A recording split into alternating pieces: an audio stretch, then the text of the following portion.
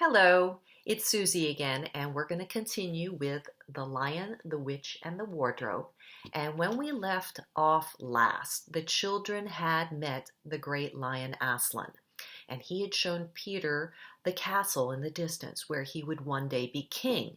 But at that moment, they heard a horrible noise, and it turned out to be a wolf, presumably sent by the queen, and it was chasing Susan up a tree, and Peter had no choice but to kill it with his sword.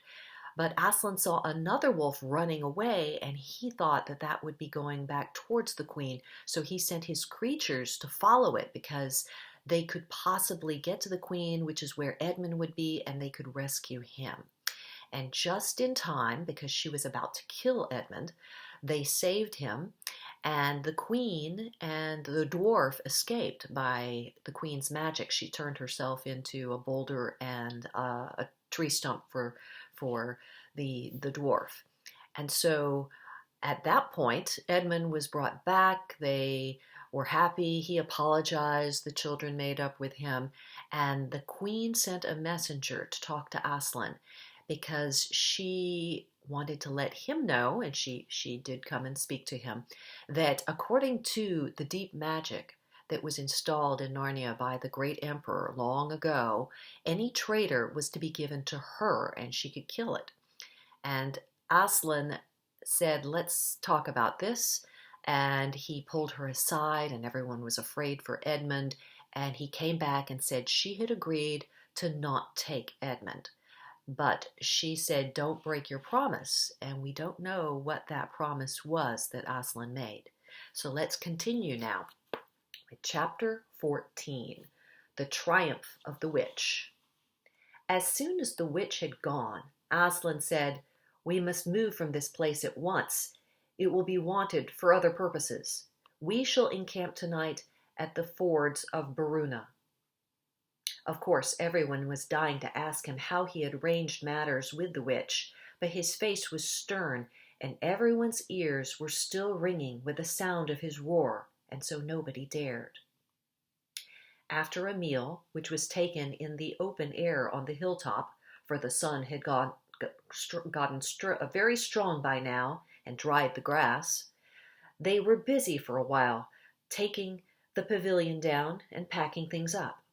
Before 2 o'clock, they were on the march and set off in a northeasterly direction, walking at an easy pace as they had not far to go. During the first part of the journey, Aslan explained to Peter his plan of campaign. As soon as she has finished her business in these parts, he said, the witch and her crew will almost certainly fall back to her house and prepare for a siege. You may or may not be able to cut her off and prevent her from reaching it. He then went on to outline 2 plans of battle, one for fighting the witch and her people in the wood, and another for assaulting her castle. And all the time he was advising Peter how to conduct the operations, saying things like, you must put your centaurs in such and such place, or you must post scouts to see that she doesn't do so-and-so. Until at last Peter said, but you will be there yourself, Aslan. I can give you no promise of that, answered the lion, and he continued giving Peter his instructions. For the last part of the journey, it was Susan and Lucy who saw most of him. He did not talk very much and seemed to be very sad. It was still afternoon when they came down to a place where the river valley had widened out and the river was broad and shallow. This was the fords of Baruna, and Aslan gave orders to halt on this side of the water. But Peter said, wouldn't it be better to camp on the far side for fear she should try a night attack or anything like that? Aslan, who seemed to have been thinking about something else, roused himself, and with a shake of his magnificent mane, said, what's that? And Peter said it all over again. No, said Aslan in a dull voice, as if it didn't matter. No, she will not make an attack tonight. And then he sighed deeply. But presently he added, all the same, it was well thought of. That is how a soldier ought to think. But it doesn't really matter. so they proceeded to pitch their camp. Aslan's mood affected everyone that evening. Peter was feeling uncomfortable too at the idea of fighting the battle on his own. The news that Aslan might not be there had come as a great shock to him. Supper that evening was a quiet meal. Everyone felt how different it had been last night, or even that morning. It was as if the good times, having just begun, were already drawing to an end. This feeling affected Susan so much that she couldn't get to sleep when she went to bed. And after she had lain counting sheep and turning over and over, she heard Lucy give a long sigh and turn over just beside her in the darkness. "Can't get to sleep either?" said Susan. "No," said Lucy. "I thought you were asleep. I say, Susan. What? I've just got a most horrible feeling, as if something were hanging over us." "Have you? Because as a matter of fact, so have I." "Something about Aslan," said Lucy. "Either some dreadful thing that is going to happen to him, or something dreadful that he's going to do." "There's been something wrong with him all afternoon," said Susan. "Lucy, what was that he said about not being able to be with us at battle? You don't think he was going to steal away and leave us tonight, do you?" "Where is he now?" said Lucy. "Is he here in the pavilion?" "I don't think so. Susan, let's go outside and have a look around. We might see him." "All right, let's," said Susan. "We might just as well be doing that as lying awake here." Very quietly, the two girls groped their way among the other sleepers and crept out of the tent.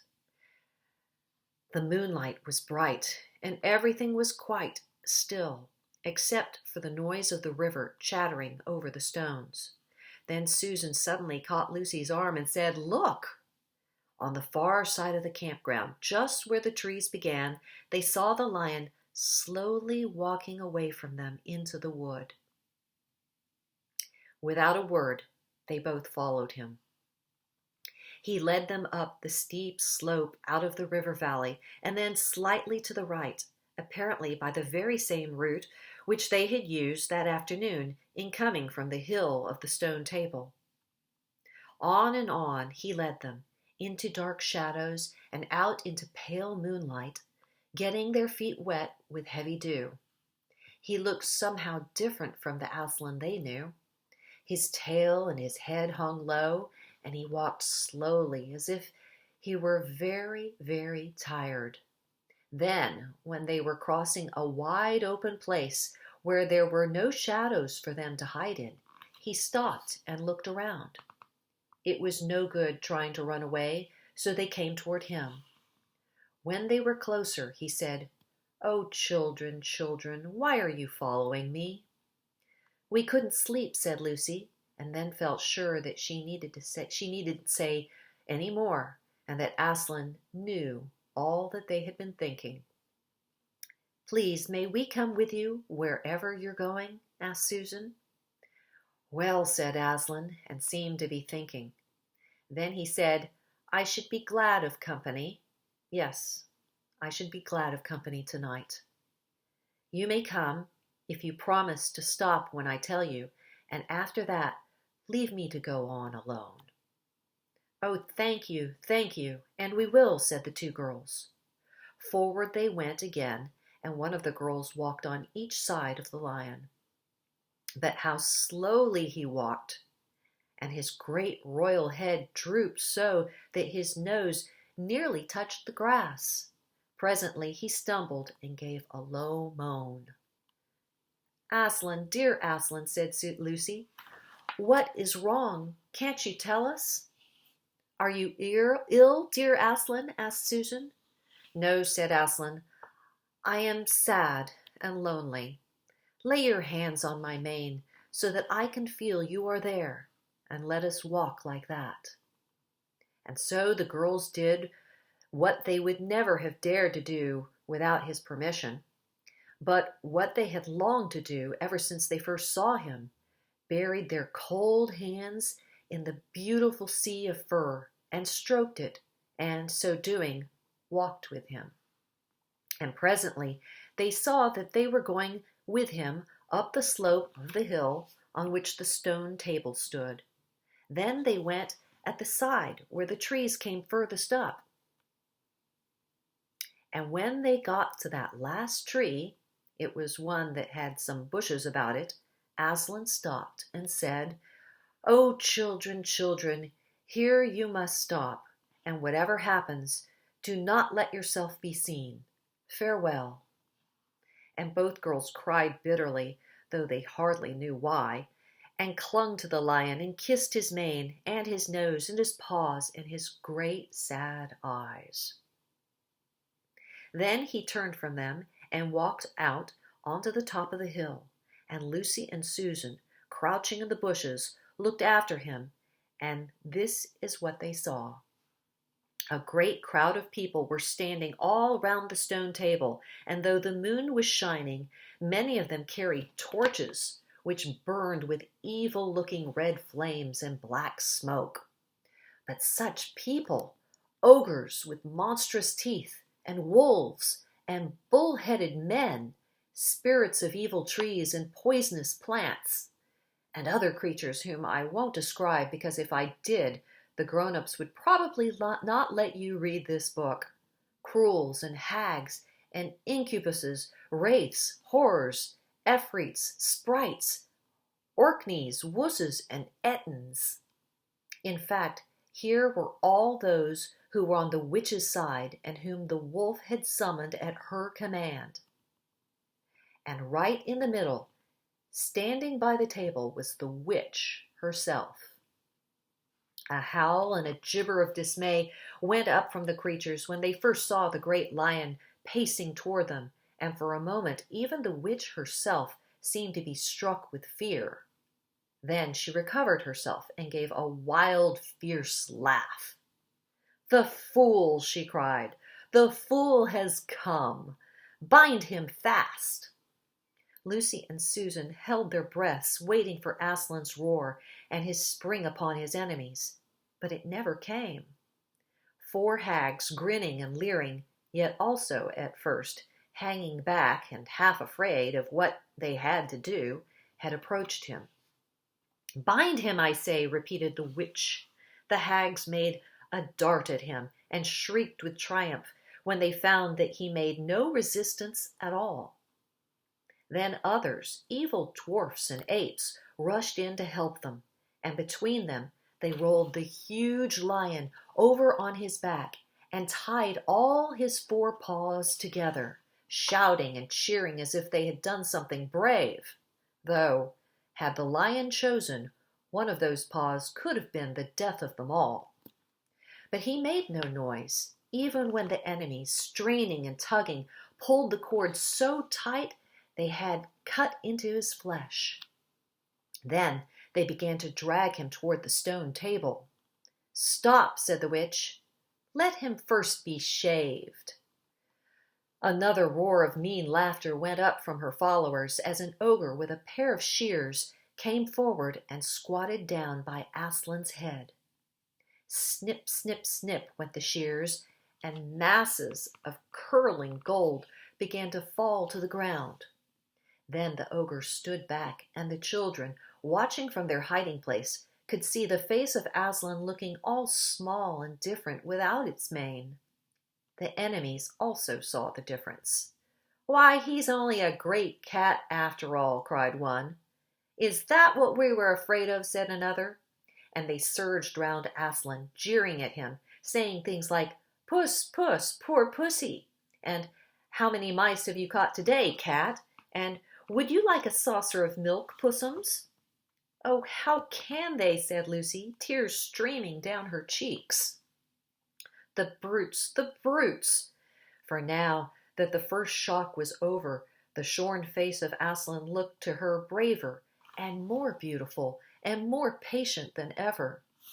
"Muzzle him," said the witch, and even now, as they worked about his face, putting on the muzzle, one bite from his jaws would have cost 2 or 3 of them their hands. But he never moved.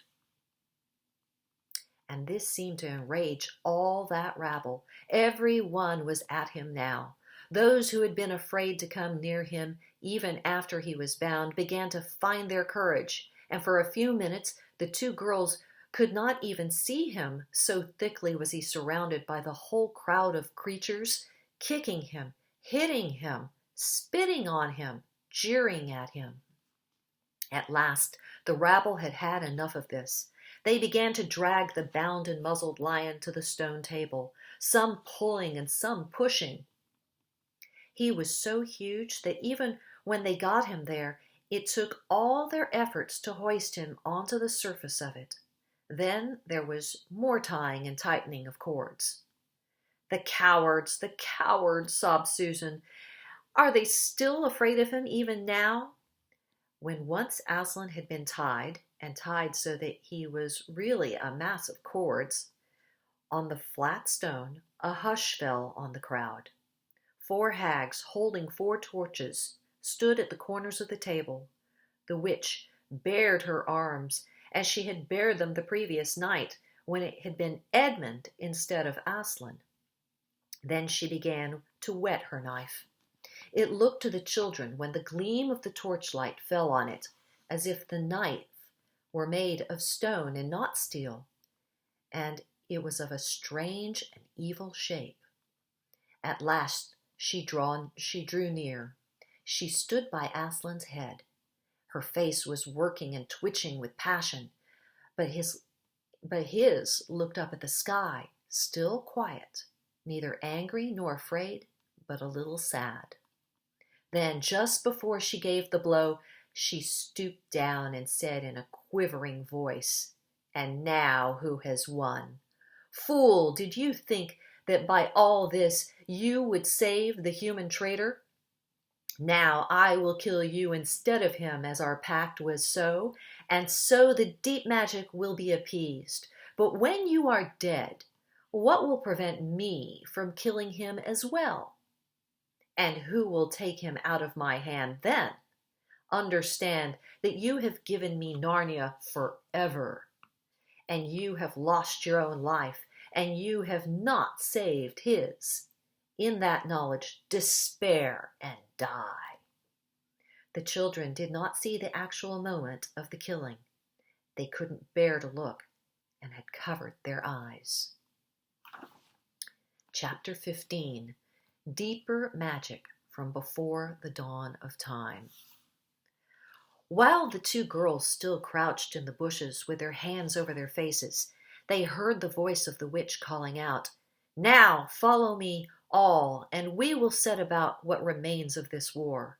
It will not take us long to crush the human vermin and the traitors now that the great fool, the great cat, lies dead." At this moment the children were for a few seconds in very great danger. For with the wild cries and a noise of skirling pipes and shrill horns blowing, the whole of that vile rabble came sweeping off the hilltop and down the slope right past their hiding place. They felt the specters go by them like a cold wind, and they felt the ground shake beneath them under the galloping feet of the minotaurs. And overhead there went a flurry of foul wings and a blackness of vultures and great giant bats. At any other time they would have trembled with fear, but now the sadness and the shame and horror of Aslan's death so filled their minds that they hardly thought of it. As soon as the wood was silent again, Susan and Lucy crept out onto the hilltop. The moon was getting low, and thin clouds were passing across her, but still they could see the shape of the lion lying dead in his bonds. And down they both knelt in the wet grass and kissed his cold face and stroked his beautiful fur, what was left of it, and cried until they could cry no more. And then they looked at each other and held each other's hands for mere loneliness and cried again. And then they were silent. At last Lucy said, "I can't bear to look at that horrible muzzle. I wonder, could we take it off?" So they tried, and after a lot of working at it, for their fingers were cold, and it was now that the darkest part of the night had come, they succeeded. And when they saw his face without it, they burst out crying again and kissed it, and fondled it and wiped away the blood and the foam as well as they could. And it was all more lonely and hopeless and horrid than I know how to describe. I wonder, could we untie him as well? Said Susan presently. But the enemies, out of pure spitefulness, had drawn the cord so tight that the girls could make nothing of the knots. I hope no one who reads this book has been quite as miserable as Susan and Lucy were at that night. But if you have been, if you've been up all night and cried until you have no more tears left in you, you will know that there comes in the end a sort of quietness. You feel as if nothing was ever going to happen again. At any rate, that was how it felt to these two. Hours and hours seemed to go by in this dead calm, and they hardly noticed that they were getting colder and colder. But at last Lucy noticed two other things. One was that the sky was on the east side of the hill, and it was a little less dark than it had been an hour ago. The other was that some tiny movement going on in the grass at her feet. At first she took no interest in this. What did it matter? Nothing mattered now. But at last she saw whatever it was had begun to move up the upper right stones of the stone table. And now, whatever they were moving about on Aslan's body. She peered closer. They were little gray things. Ugh, said Susan from the other side of the table. How beastly! There are horrid little mice crawling over him. Go away, you little beasts. And she raised her hand to frighten them away. Wait, said Lucy, who had been looking at them more closely still. Can you see what they're doing? Both girls bent down and stared. I do believe, said Susan. But how queer! They're nibbling away at the cords. That's what I thought, said Lucy. I think they're friendly mice. Poor little things, they don't realize he's dead. They think it'll do some good untying him. It was quite definitely lighter by now. Each of the girls noticed for the first time the white face of the other. They could see the mice nibbling away, dozens and dozens, even hundreds of little field mice. And at last, one by one, the ropes were all gnawed through. The sky in the east was whitish by now, and the stars were getting fainter, all except one very big one low down on the eastern horizon. They felt colder than they had been all night. The mice crept away again. The girls cleared away the remains of the gnawed ropes. Aslan looked more like himself without them. Every moment his dead face looked nobler as the light grew and they could see it better. In the wood behind them, a bird gave a chuckling sound. It had been so still for hours and hours that it startled them. Then another bird answered it, and soon there were birds singing all over the place. It was quite definitely early morning now, and not late night. I'm so cold, said Lucy. So am I, said Susan. Let's walk a bit. They walked to the eastern edge of the hill and looked down. The one big star had almost disappeared. The country all looked dark gray, but beyond, at the very end of the world, the sea showed pale. The sky began to turn red. They walked to and fro more times than they could count between the dead Aslan and the eastern ridge, trying to keep warm. And oh, how tired their legs felt. Then at last, as they stood for a moment looking out toward the sea and Cair Paravel, where they could now just make out, the red turned to gold along the line where the sea and the sky met, and very slowly up came the edge of the sun. At that moment, they heard from behind them a loud noise, a great cracking, deafening noise, as if a giant had broken a giant's plate. "What's that?" said Lucy, clutching Susan's arm. I feel afraid to turn around," said Susan. "Something awful is happening." "They're doing something worse to him," said Lucy. "Come on." And she turned, pulling Susan round with her. The rising of the sun had made everything look so different. All colors and shadows were changed that for a moment they didn't see the important thing. Then they did see it. The stone table was broken into 2 pieces by a great crack that ran down it from end to end. And there was no Aslan. "Oh, oh, oh," cried the 2 girls, rushing back to the table. "Oh, it's too bad," sobbed Lucy. "They might have left the body alone." "Who's done it?" cried Susan. "What does it mean? Is it more magic?" "Yes," said a great voice behind their backs. "It is more magic." They looked around. There, shining in the sunrise, larger than they had seen him before, shaking his mane, for it had apparently grown again, stood Aslan himself. "Oh, Aslan!" cried both children, staring up at him, almost as much frightened as they were glad. "Aren't you dead then, dear Aslan?" said Lucy. "Not now," said Aslan. You're not asked Susan in a shaky voice. She couldn't bring herself to say the word ghost. Aslan stooped his golden head and licked her forehead. The warmth of his breath and a rich sort of smell that seemed to hang about his hair came all over her. "Do I look it?" he said. "Oh, you're real, you're real. Oh, Aslan," cried Lucy, and both girls flung themselves upon him and covered him with kisses. "What does this mean?" asked Susan, when they were somewhat calmer.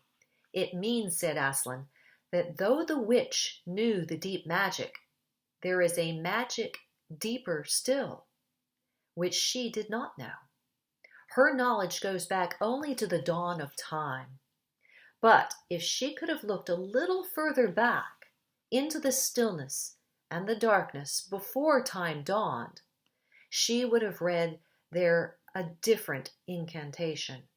She would have known that when a willing victim who has committed no treachery was killed in a traitor's stead, the table would crack and death itself would start working backward. And now—" "Oh, yes, and now?" said Lucy, jumping up and clapping her hands. "Oh, children," said the lion, "I feel my strength coming back.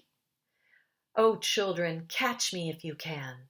He stood for a second, his eyes very bright, his limbs quivering, lashing himself with his tail. And then he made a leap high over their heads and landed on the other side of the table. Laughing, though they didn't know why, Lucy scrambled over to reach him. Aslan leaped again. A mad chase began. Round and around the hilltop he led them, now hopelessly out of their reach, now letting them almost catch his tail, and now diving between them, now tossing them in the air with his huge and beautifully velveted paws, and catching them again, and now stopping unexpectedly so that all 3 of them rolled over together in a happy, laughing heap of fur and arms and legs.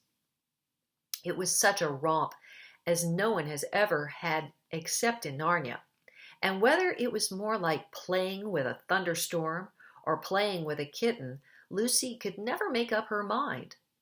And the funny thing was that when all 3 finally lay together, panting in the sun, the girls no longer felt in the least tired or hungry or thirsty. "And now," said Aslan presently, "to business.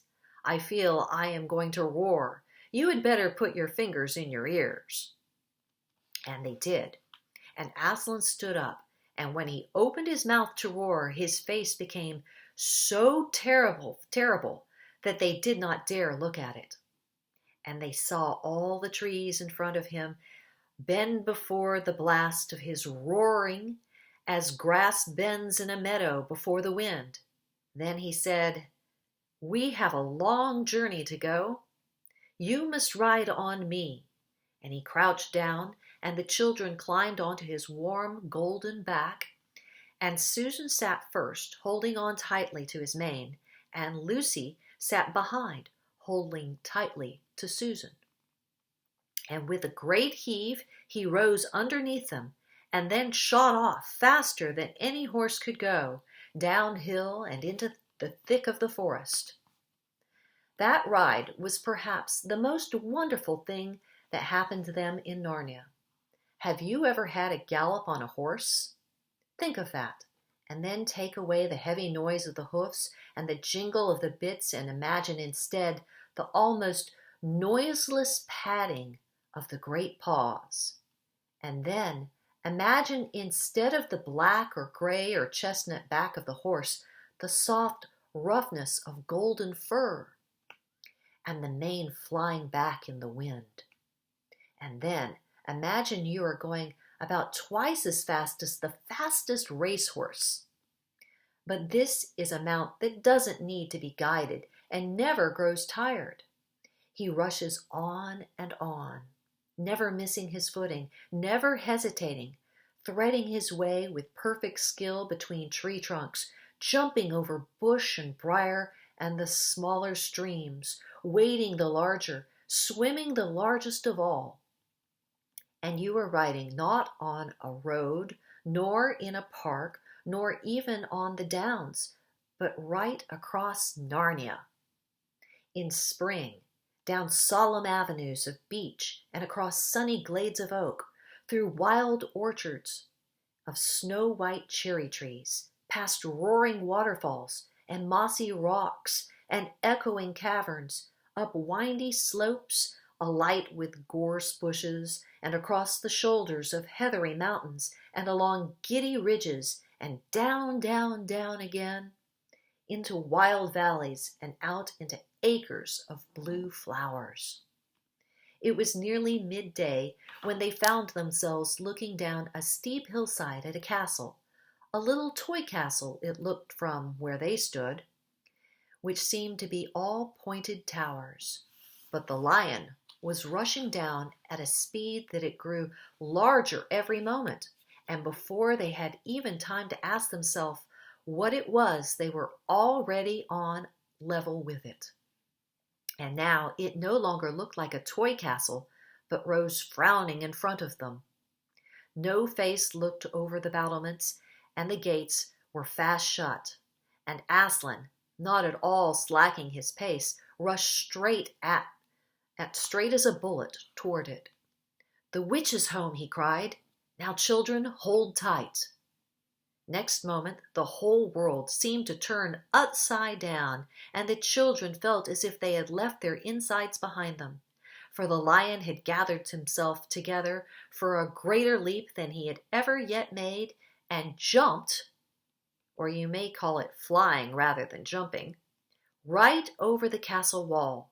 The two girls, breathless but unhurt, found themselves tumbling off his back in the middle of a white stone courtyard full of statues. And that is where we will stop. When we continue, we will conclude with chapter 16, what happened about the statues.